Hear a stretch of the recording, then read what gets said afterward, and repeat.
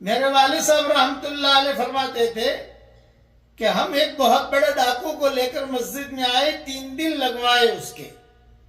تیسرے دن میں نے اہل کہف کا قصہ بیان کیا تو رات کو مسجد کے کونے سے رونے کی آواز آ رہی تھی، اور وہ دعا میں، وہی ڈاکو تھا، دعا میں رو رو کے یہ کہہ رہا تھا کہ اے اللہ، اہل کہف کے ساتھ جو کتا چلا تو نے اس کے لیے جنت کا وعدہ کیا ہے، اے اللہ یہ جماعت والے بھی اہل کہف جیسے ہیں اور میری مثال کتے جیسی ہے، میں ان کے ساتھ چلا ہوں، مجھ کتے کو بھی جنت میں داخل کر دے۔ ابا فرماتے تھے اس کی جب دعا میں نے سنی، وہ رو رہا تھا، تو میں نے اللہ سے دعا کی کہ اے اللہ تیری رحمت کی بارش تو اس پر برس رہی ہے، کچھ قطرے مجھ پر بھی ڈال دے۔ یہ میں کہہ رہا تھا، ابا نے کہا۔ پھر میں نے دیکھا کہ اس ڈاکو کا انتقال تہجد کے وقت میں سجدے میں ہوا۔